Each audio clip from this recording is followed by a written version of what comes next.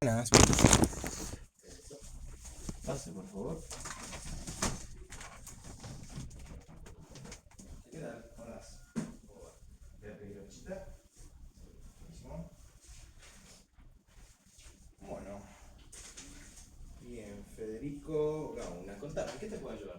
Mira, ayer a la noche me despertó, viste, todo el ojo todo colorado y con mucha líquido y me molestaba mucho, viste, no pude volver a dormir.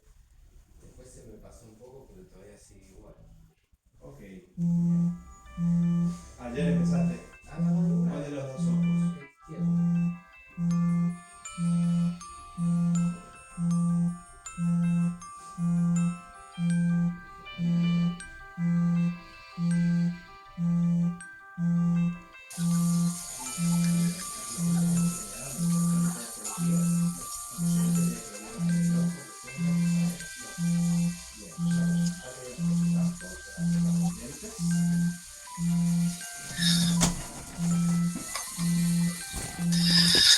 Bueno, buenas tardes.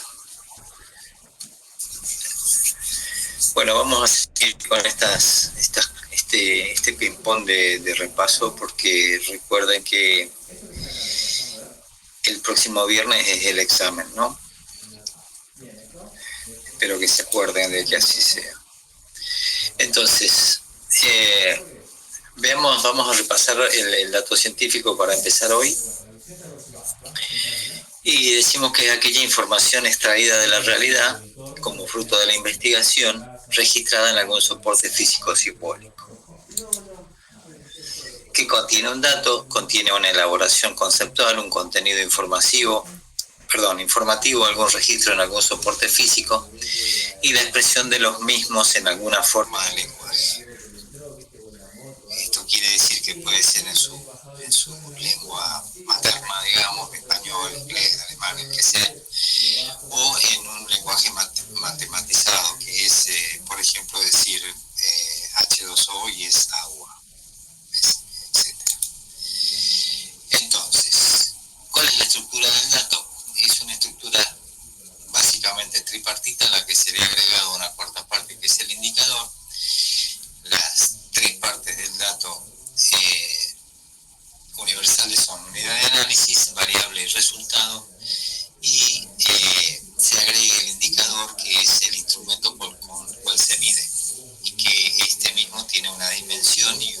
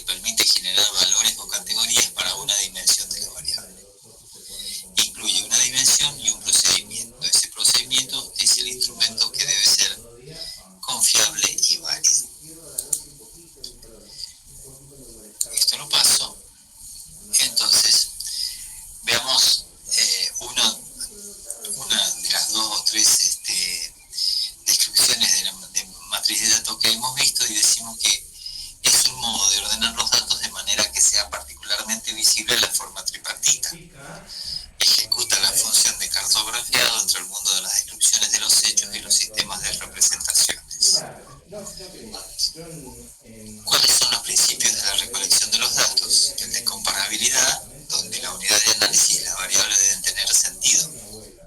El de clasificación, el sistema de categorías de una variable debe ser exhaustivo y excluyente. Y el de integridad, el trabajo empírico de llenado. Entonces, ¿cuál es el paso para el procesamiento de los datos? Primero, obtener información de la población o muestra objeto de la investigación. Definir los criterios para ordenar los datos obtenidos en el trabajo de campo. Definir las herramientas estadísticas. Introducir los datos en la computadora y activar el programa para que procese la información y si es requerido imprimirlos. Entonces, veamos la relación entre la estructura del dato y los diseños de investigación. El diseño exploratorio, solo la unidad de análisis, sin la hipótesis. Recuerden que dijimos que el investigador solo sale a buscar variables. En el diseño descriptivo, que según la lógica aristotélica es A es B, donde el objeto de estudio está en A, y dijimos que por ser descriptivo es observacional, porque el investigador no modifica voluntariamente el campo de investigación, y decimos que debe tener unidad de análisis variable y no es obligatorio que tenga hipótesis. En el diseño explicativo dijimos que desde el punto de vista metodológico es establecer una relación de causa-efecto. Según la lógica aristotélica es A provoca B y el objeto de estudio está en B. Y dijimos que en la empiria el diseño explicativo conlleva un experimento, ¿no? Una experimentación. Tiene unidad de análisis variable y resultado y obligatoriamente tiene hipótesis. En el diseño correlacional dijimos que según la lógica aristotélica es A en tanto B, el objeto de estudio está en ambos, tanto en A y en B, y decimos que según la lógica formal tiene doble implicancia matemática. Tiene unidad de análisis variable y resultado y obligatoriamente tiene hipótesis igual que el diseño explicativo. Entonces, ¿en qué consiste la instancia de validación empírica en el proceso de investigación? Decimos que investigar científicamente es construir sistemas de matrices, llenar matrices, procesar matrices e interpretar matrices de datos científicos. Entonces, para continuar, por favor les pido que no se vayan porque voy a cambiar la clase.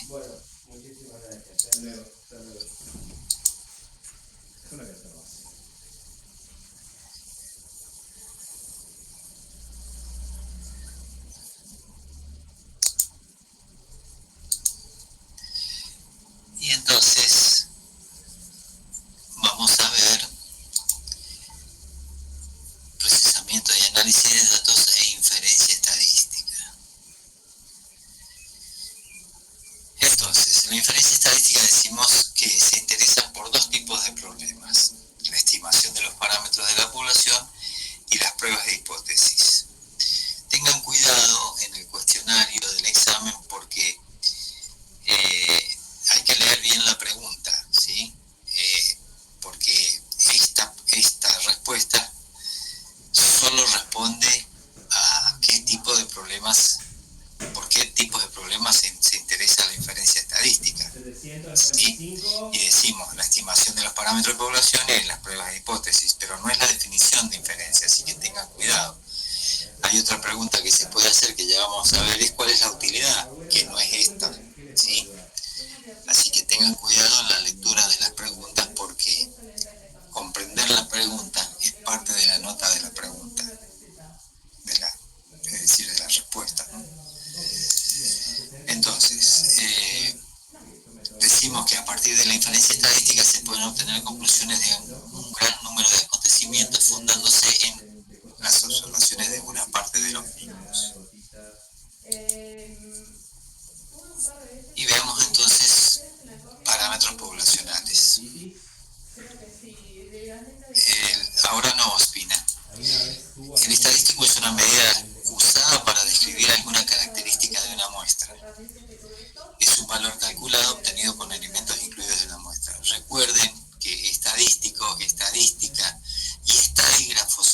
sinónimos y no se refieren a la ciencia estadística, ¿sí? Sino que es un parámetro. Entonces, los parámetros es una medida usada para describir alguna característica de la población, es un valor calculado obtenido con los elementos incluidos en la población. Entonces, parámetros poblacionales, nuevamente, es una cantidad, parámetro es una cantidad numérica calculada sobre una población, y el estadístico es una cantidad numérica calculada sobre la muestra. Decimos que si un estadístico se usa para aproximar un parámetro, es decir, el valor de un parámetro, también se le puede llamar estimador. Y decimos entonces que se estiman los parámetros a partir de los estadísticos correspondientes. Sí, eso resulta así cuando es imposible estudiar toda la población por una cuestión de costos y de tiempo. Entonces se toma de ello una muestra y uno de esos estadísticos utilizados para describir la muestra, cuando acerca el valor al valor de la población, se denomina estimador. Entonces, ¿cuál es la utilidad de los procedimientos de inferencia estadística? Y entonces decimos determinar si dos muestras son de poblaciones diferentes, determinar la probabilidad de que una muestra sea de una población específica y decidir si podemos inferir que varios grupos difieren entre sí. Entonces, los estadísticos pueden ser de tendencia central, de dispersión, de posición y de forma. Los de tendencia central indican valores a los que los datos parecen agruparse, media, mediana y moda. Recuerden el concepto de la campana de Gauss, ¿sí? Cuando estén viendo estos conceptos. Los de dispersión indican la mayor o menor concentración de los datos con respecto a las medidas de centralización. Después vamos a reflotar este concepto y decimos que son desviación típica o estándar, coeficiente de variación, rango y varianza. Y los de posición dividen un conjunto ordenado de datos en grupos con la misma cantidad de individuos, es decir, pueden ser cuantiles, percentiles, cuartiles, deciles, etc. Y los de forma, asimetría y kurtosis. Entonces, veamos las medidas de tendencia central. ¿Cuál es el concepto? ¿Cuál es la definición de medida de tendencia central? Una descripción que simplifica y representa apropiadamente a la variable o el conjunto de datos recolectados de una variable. Y son la media, la mediana y la moda. La media o promedio es una estimación del valor central en torno al cual fluctúan los valores hallados. Es importante marcar que la media contiene solamente una parte de la información que los datos proporcionan. No da ninguna indicación sobre la variabilidad de las mediciones, y esta es una información esencial, sobre todo en el momento de que es necesario comparar, por ejemplo, si dos o más muestras pertenecen a la misma población.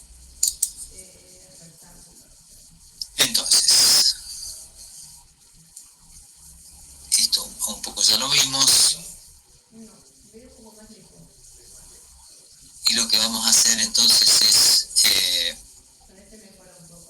ver cuáles son algunos de esos análisis que podemos hacer partiendo de la inferencia. Recordamos que la inferencia sirve para estimar parámetros y probar hipótesis y se basa en la distribución muestral. Entonces, los análisis paramétricos, ya los vamos a repasar enseguida, son aquellos referidos a la población. Coeficiente de correlación, regresión lineal, prueba test-student, prueba de diferencia de proporciones, análisis de varianza y de covarianza. Los no paramétricos, que corresponden a la muestra, chi cuadrado, recuerden chi cuadrado cuando están hablando de tablas de contingencia, coeficientes de Sperman y Kendall, coeficientes de tabulación cruzada y los multivariados. Y entonces vamos a establecer la diferencia entre los conceptos de variables de matriz de datos y los de variables de la investigación, que confundirse. Los variables de la investigación son las propiedades medidas y que forman parte de las hipótesis o que se pretenden describir. Recuerden acá el concepto de construcción del objeto de estudio y luego decimos que las variables de matriz de datos son columnas constituidas por ítem. Recuerden esa forma tripartita del dato científico, ¿sí? Filas y columnas. Entonces, veamos la distribución de frecuencias. Las distribuciones de frecuencias, especialmente cuando utilizamos los porcentajes, pueden presentarse en forma de histogramas o gráficas de otro tipo. Las distribuciones de frecuencias también se pueden graficar como polígonos de frecuencia que relacionan las puntuaciones con sus respectivas frecuencias. Es más bien propio de un nivel de medición por intervalos de razón, es decir, variables cuantitativas, ¿sí? Y que se construyen sobre los puntos medios de los intervalos. Entonces, ¿qué es una distribución de frecuencias? Es el conjunto de puntuaciones respecto de una variable ordenadas en sus respectivas categorías y generalmente que se representan con una tabla. Las distribuciones de frecuencias pueden completarse agregando los porcentajes de casos en cada categoría. Estos son los válidos, es decir, excluyendo los valores perdidos, y los porcentajes acumulados, porcentaje de lo que se va acumulando en cada categoría desde la más baja hasta la más alta. Entonces, los polígonos de frecuencias representan curvas útiles para describir datos. Nos indican hacia dónde se concentran los casos en la escala de la variable. Recuerden, clasificación de variables, definición de variables y definición de escalas de medición. En resumen, para cada una de las variables de la investigación se obtiene su distribución de frecuencias y se grafica. Entonces, decimos que las medidas de tendencia central son puntos en una distribución obtenida y los valores medios o centrales de esta y nos ayudan a ubicarla dentro de la escala de medición de la variable analizada. Las principales son modo, moda, mediana y media. El nivel de medición de las variables determina cuál es la medida de tendencia central apropiada para interpretarla. Entonces, decimos que la moda es la categoría o puntuación que ocurre con mayor frecuencia. La mediana es el valor que divide la distribución por la mitad, esto es, la mitad de los casos caen por debajo de la mediana y la otra mitad se ubica por encima. La mediana refleja la posición intermedia de la distribución. Es una medida de tendencia central propia de los niveles de medición ordinal, o sea, cualitativa, ordinal o cuantitativa por intervalos y de razón. No tiene sentido con variables nominales porque en este nivel no hay jerarquías ni noción de encima o debajo. Asimismo, la mediana es particularmente útil cuando hay valores extremos en la distribución, ya que no es sensible a estos. Entonces, la media es tal vez la medida de tendencia central más utilizada y puede definirse como el promedio aritmético de una distribución. Se simboliza como suma y es la suma de todos los valores dividido en número de casos. Es una medida solamente aplicable a mediciones por intervalos o de razón. Variables cuantitativas por intervalos o de cociente y razón. Carece de sentido para variables medidas en nivel nominal u ordinal y resulta sensible a los extremos. Entonces, veamos los conceptos de medidas de variabilidad y decimos que indican la dispersión de los datos en la escala de medición de la variable considerada y que responden a la pregunta ¿dónde están diseminadas las puntuaciones o valores obtenidos? Las medidas de tendencia central son valores en una distribución y las medidas de variabilidad son intervalos que designan distancias o número de unidades en la escala de medición. Las medidas de variabilidad utilizadas son el rango, la desviación estándar y la variante. refiere a la extensión total de los datos en la escala. También llamado recorrido, es la diferencia entre la puntuación mayor y la puntuación menor e indica el número de unidades en la escala de medición que se necesitan para incluir los valores máximo y mínimo. Cuanto más grande sea el rango, mayor será la dispersión de los datos en una distribución. Entonces, volviendo a la desviación estándar, el promedio de desviación de las puntuaciones con respecto a la media que se expresa en unidades originales de medición de la distribución. O sea, unidades originales de la variable que estamos utilizando. La desviación estándar o característica es el promedio de desviación de las puntuaciones con respecto a la media. Se expresa en unidades originales de medición de la distribución, se interpreta como la media y cuanto mayor sea la dispersión de los datos alrededor de la media, mayor será la desviación estándar. Se simboliza como S minúscula o sigma minúscula o bien mediante la abreviatura de Smith. Perdón que se me traba la lengua. La desviación estándar se interpreta como cuánto se desvía en promedio de la media un conjunto de puntuaciones. Solo se utilizan variables medidas por intervalos o de razón, es decir, variables cuantitativas por intervalos o cuantitativas de cociente o razón. Entonces, la varianza es la desviación estándar elevado al cuadrado. Se simboliza como S al cuadrado y es un concepto estadístico importante, ya que la mayoría de las pruebas cuantitativas se fundamentan con él. Sin embargo, con fines descriptivos se utiliza preferentemente la desviación estándar. Entonces, veamos asimetría y kurtosis. Las estadísticas que se usan son estadísticas o estadísticos o estadígrafos que se usan para conocer cuánto se parece una distribución a la distribución teórica llamada curva normal o campana de Gauss y donde se concentran las puntuaciones. Los polígonos de frecuencia son curvas, por ello se representan como tales para que pueda analizarse en términos de probabilidad y visualizar su grado de dispersión.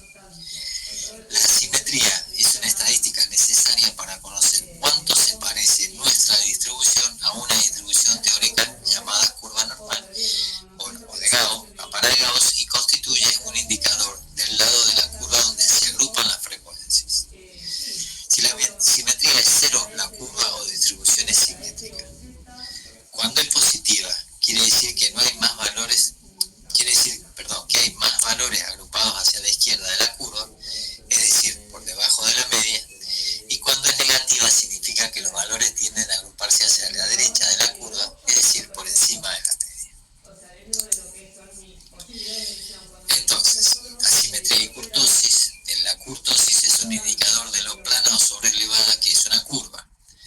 Cuando es cero, indica que puede tratarse de una curva normal. Si es positiva, quiere decir que la curva, la distribución o el polígono es más sobrelevado.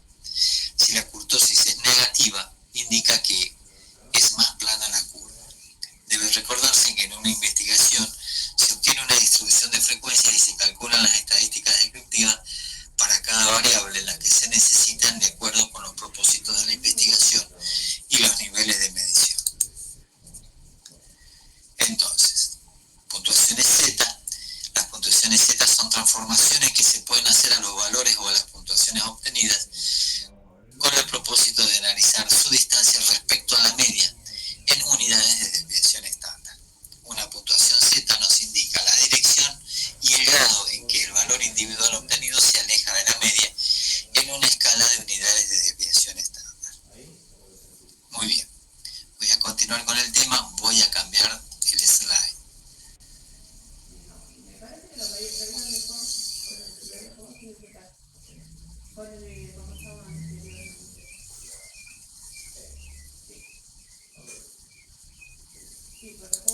La sexta hilera B, U, E, H, N o N, N.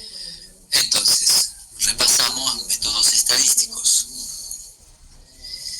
Decimos entonces que se pueden clasificar en dos categorías, paramétricos y no paramétricos.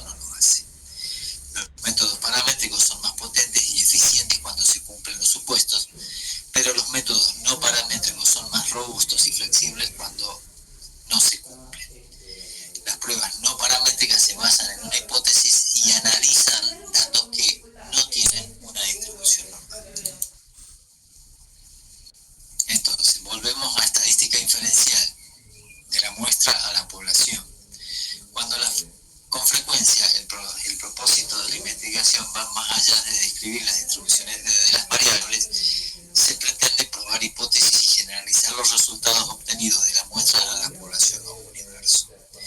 Los datos casi siempre se recolectan de una muestra y sus resultados estadísticos se denominan estadígrafos, estadísticos o estadígrafos. A los estadísticos de la población se los conoce como parámetros. Estos no son calculados porque no se recolectan datos de toda la población, pero pueden ser inferidos de los estadígrafos. De ahí el nombre de estadística inferencial. ¿Cuáles son los procedimientos de la estadística inferencial? La estadística inferencial se utiliza fundamentalmente para dos procedimientos vinculados. Ya lo dijimos, probar hipótesis poblacionales y estimar parámetros. La diferencia de los parámetros depende del método elegido, de que hayamos elegido una muestra probabilística con un tamaño que asegure un nivel de significancia o significación adecuado. ¿En qué consiste la prueba de hipótesis? Una hipótesis en el contexto de la estadística inferencial es una proposición respecto a uno o varios parámetros y lo que el investigador hace por medio de la prueba de hipótesis es determinar si la hipótesis poblacional es congruente con los datos obtenidos en la muestra. Repito el concepto.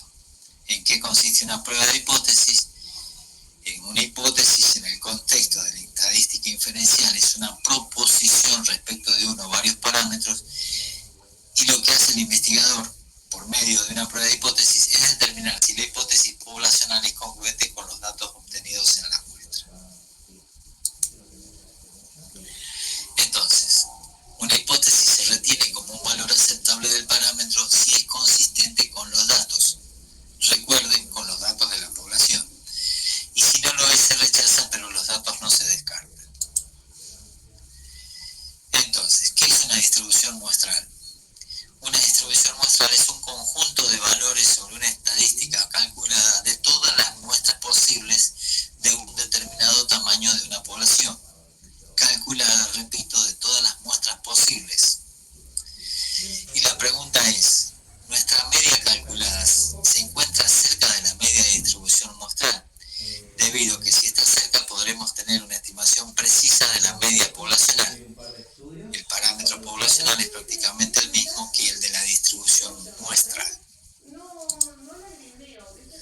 Una gran cantidad de fenómenos del comportamiento humano se manifiestan en la siguiente forma. La mayoría de las puntuaciones se concentran en el centro de la distribución, en tanto que en los extremos encontramos solo algunas puntuaciones. Debido a ello, se creó un modelo de probabilidad llamado curva normal o de distribución normal, y como todo modelo es una distribución conceptual que difícilmente se presenta en la realidad tal cual, pero sí se presentan aproximaciones a este. Las principales características de la distribución normal son que es unimodal, que la simetría es cero, la mitad de las curvas es exactamente igual a la otra mitad, y la distancia entre la media y menos 3 desviaciones estándar es la misma que la distancia entre la media y más 3 desviaciones estándar. Entonces, veamos el modelo de distribución normal. Primero, es simétrica con respecto a su valor central, donde coinciden mediana y moda. Es asintótica, por mucho que se extienda, nunca llega a tocar los ejes de abscisas. Se construye a partir de dos parámetros, la media poblacional y la desviación estándar poblacional. El área total bajo la curva, por lo tanto, es igual a 1. La distancia entre la línea trazada, la distancia entre la línea trazada en la media y el punto de inflexión de la curva es igual a una desviación estándar. Cuanto mayor sea sigma, es decir, la desviación estándar, más aplanada será la distribución. El promedio coincide con el punto más alto de la función cuando la pendiente de la función es igual a 0. Recuerden esta imagen, ¿sí?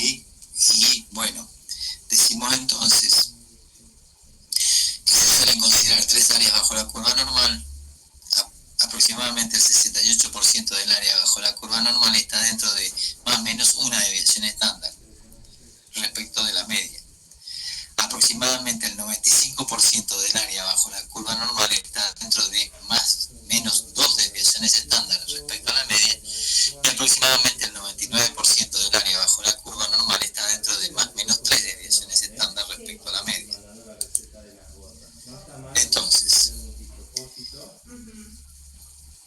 hablamos de una distribución particular entre las desviaciones con respecto a la media de la distribución y a la probabilidad de que éstas ocurran. La base está en unidades de desviación estándar, es decir, puntuaciones Z, destacando que las puntuaciones menos 1, menos 2, menos 3, más 1, más 2, más 3, que equivalen respectivamente a menos 1, menos 2, menos 3, más 1, más 2, más 3 desviaciones puntuaciones Z, y las distancias entre puntuaciones Z representan áreas bajo la curva. De hecho, la distribución de puntuaciones Z es la curva normal. Decimos que es mesocúrtica, donde la curtosis es 0, y la mediana y la moda coinciden en el mismo punto del centro. Y entonces, ¿qué es el nivel de significancia o significación? Y entonces decimos que la probabilidad de que el evento ocurra oscila entre 0 y 1, donde 0 implica la imposibilidad de ocurrencia y el 1 la certeza de que el fenómeno ocurra, la certeza total de que el fenómeno ocurra. Y voy a seguir, pero cambio la clase, así que no se vayan.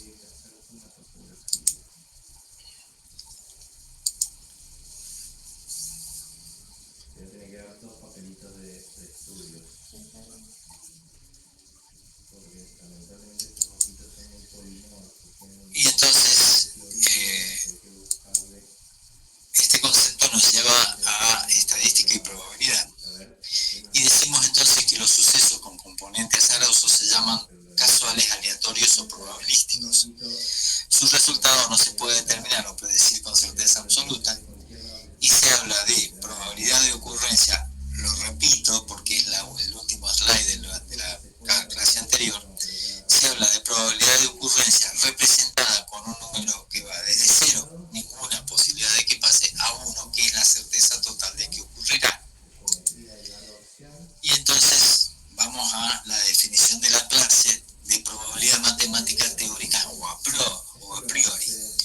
Y decimos que la probabilidad teórica o matemática se define como el cociente entre el o los casos favorables, es decir, número de veces en que se puede representar un acontecimiento, dividido el número de casos igualmente posibles, es decir, total de veces que se puede presentar o no el acontecimiento.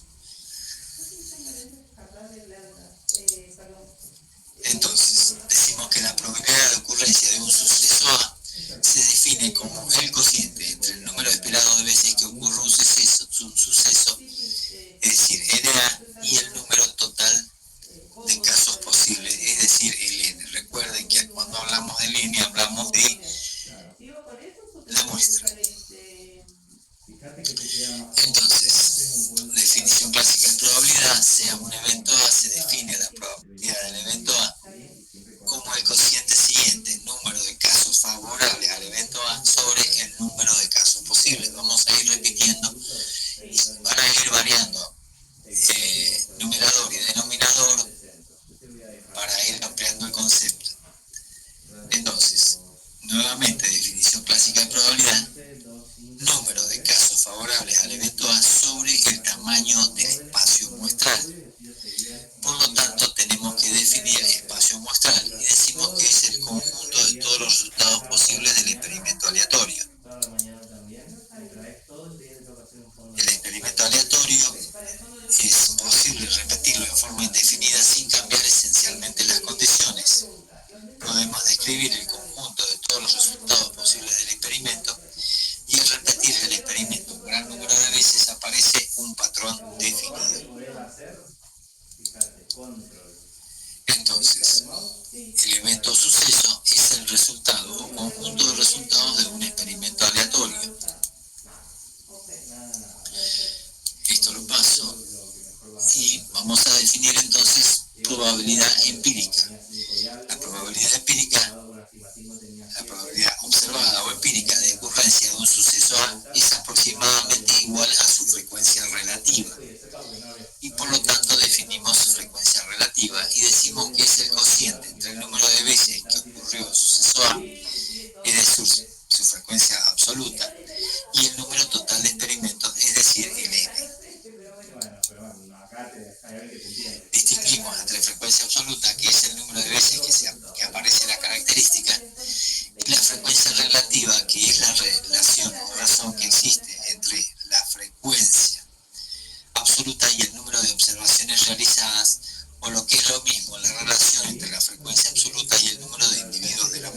Sí, Perfecto, pase, sí, lo está esperando. sí. Pase por allá, Porque por favor. como no me decían que estaba Entonces, repetimos, la frecuencia relativa indica la proporción en que se presenta una categoría o valor de una variable respecto del total de la población o de la muestra. Es decir, la frecuencia absoluta sobre el n. La frecuencia acumulada de un valor de la variable es igual a la suma de las frecuencias hasta un determinado valor o categoría de la variable. Repito, la frecuencia acumulada de un valor de la variable es igual a la suma de las frecuencias hasta un determinado valor o categoría de la misma. No tiene sentido hablar de frecuencias acumuladas cuando la variable es cualitativa nominal porque no se pueden sumar modalidades. Paso. ¿Cuándo empezó con la conjuntivitis? Entonces, ¿cuál es la relación entre la probabilidad teórica y la frecuencia? ¿Qué gota era? La probabilidad matemática de ocurrencia de un acontecimiento está ligada a la frecuencia relativa con que ésta se presenta en la práctica. Si se elige una muestra de la población que reúne a todos los individuos o casos posibles, obtendremos la frecuencia relativa del evento. Entonces, cuando una pregunta se refiere a este tema, a esto estrictamente, relación entre probabilidad teórica y frecuencia relativa, no estoy pidiendo que me definan probabilidad teórica por un lado y frecuencia relativa por otra, sino que unan los conceptos tal cual está acá en el enlace. Entonces, Bien, vamos a ver. Aparte de las gotitas para la... vamos a ver el concepto de ley de los grandes números, que se considera el teorema fundamental de la teoría de probabilidad. Ojo que esta es una pregunta específica, no respondan esto cuando les preguntan otra cosa. Decimos que el teorema establece que la frecuencia relativa de los resultados de un cierto experimento aleatorio tiende a estabilizarse en un cierto número que es precisamente la probabilidad cuando el experimento se repite un número suficiente de veces. Los ejemplos los pasamos. Y entonces decimos, respecto a la ley de los grandes números, que la probabilidad de ocurrencia del suceso A es aproximadamente igual a la frecuencia relativa del evento A sobre el n. También decimos que la frecuencia relativa de A tiende a la probabilidad del suceso A cuando n tiende al infinito. Entonces, cuando trabajamos con una muestra, la frecuencia relativa o proporción es la probabilidad de encontrar un elemento de una categoría determinada en la muestra, y entonces es el estimador de la probabilidad en la población. La probabilidad es el valor poblacional que generalmente no se conoce, a menos que se haga un censo, y por lo tanto la proporción, es decir, frecuencia relativa, es el estimador de la probabilidad. A medida que aumenta el número de la muestra, la frecuencia relativa tiende al valor de la probabilidad, dado que el error debido al muestreo tiende a cero.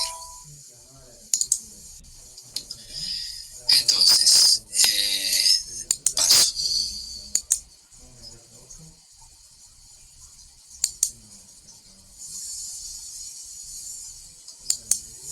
¿Y acá qué pasó?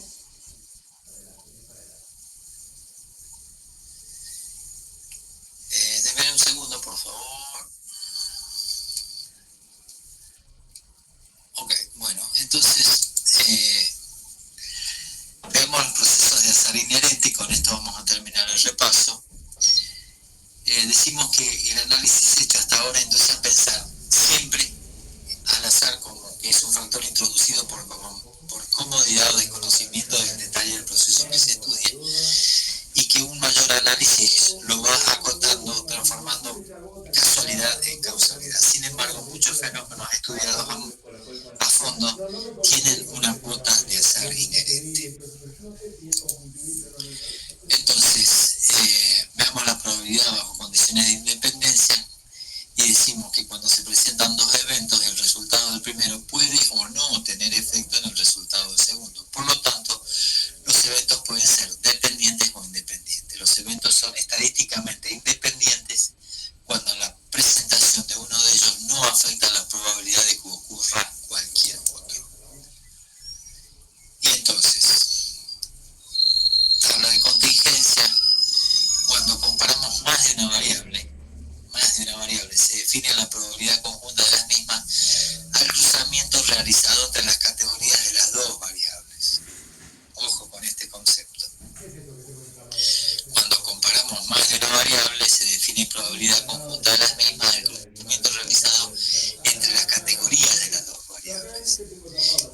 tabla resultante se denomina entonces tabla de contingencia. No sé si te lo tengo tapado, muy tapado, no era, pero. Y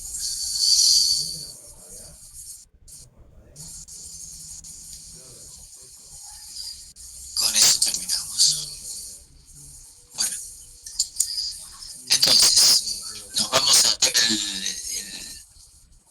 el próximo viernes para este evento. Les digo una cosa, al final de la tarde, a la hora de la clase, opina, al final de la tarde, porque tengo que revisar todas las asistencias y les voy a mandar el examen a los que están, les voy a mandar los temas del examen a los que están regulares para que tengan para preparar la clase. Los que no lo reciben es porque no tienen la regularidad para rendir el examen. Así que, tranquis, ¿no? Algunos han empezado a venir hace 3 o 4 clases y vamos a ver si les da para la regularidad. Entonces, el mensaje de hoy es este. Al final del día yo les voy a enviar a los que están en la lista de los que están con su regularidad al día, todos los temas del examen para que los lean para el viernes que viene. El miércoles no vamos a tener clases, así ustedes se preparan para rendir. Tengo una lubricación que es una celeste, que es así grande. Y son 8 clases, no sé quién pregunta. No, no me 8 clases. Usted puede tener 8, 7, 6, 5, 4, 3, 2, veremos. Pasa loco, gracias a usted, doctor. Entonces, está claro lo que queda, ¿no? Entonces, esperen al final de la tarde que yo les envíe en Word los temas a repasar, que van a ser los temas del cuestionario. El examen es así. Esperen, el examen es así. En la misma BB Ultra van a tener el examen que va a decir nuevo examen 24 del día del 25 y ustedes entran, lo contestan, van a tener, calculo, 2 horas, 1 hora y media, 2 horas, depende de la cuantía del examen, eso lo veo después. Y otra cosa, ahora que pregunta Ronquillo, obviamente seguimos con el tema de los proyectos de investigación.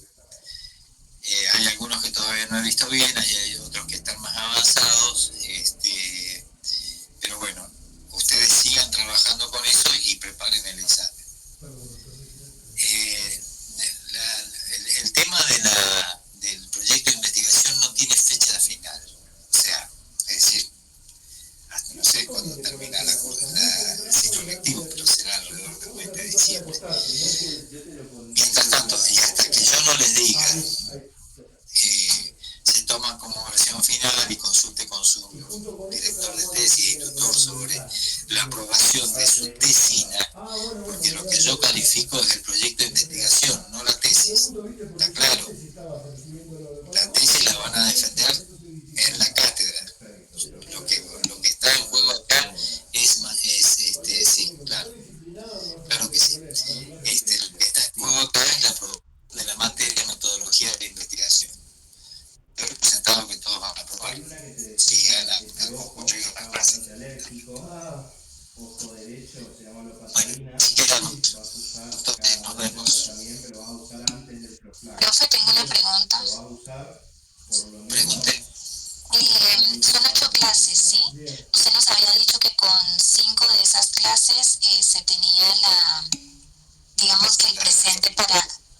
Correcto, pero de esas clases, por ejemplo, el miércoles no hay clase y el viernes anterior fue feriado para que tuviésemos la regularidad, entonces... Está bien. En general, los que no tienen regularidad no vinieron nunca, vinieron 2. Así que no se puede. ¿Cómo? Profe, no le escuché, perdón. Generalmente no tiene regularidad, vinieron a 2 o 3 clases. No es que le falta media clase. Además, se considera que aquellos que enviaron el proyecto de investigación quiere decir que han estado trabajando. Ok, profe, perfecto. Sí, está bien, quédense tranquilos. Gracias. Uno podrá escribirme y decirme, bueno, consultar sobre su regularidad, también se le contestará. Gracias, profe. Bueno, gracias a ustedes. Estudien. Gracias. Tengo una consulta. Yo la cursé el año pasado la materia y estas clases me sumé para repasar y voy a rendir el viernes que viene. Me anoto como mesa de examen.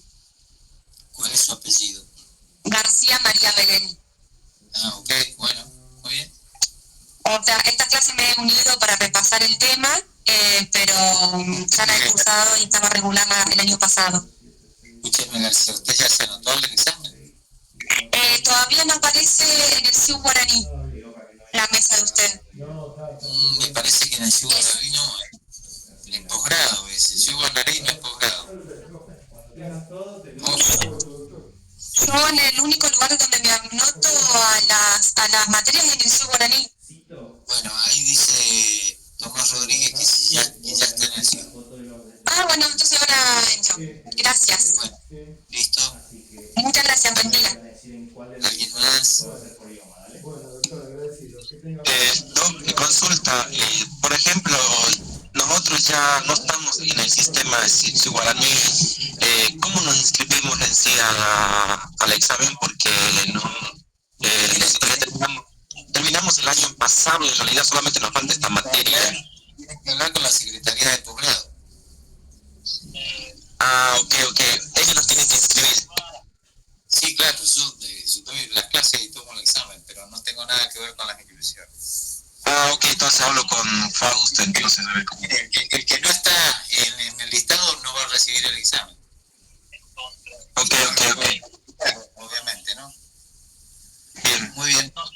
Listo, gracias. De nada. Nos vemos. Chao.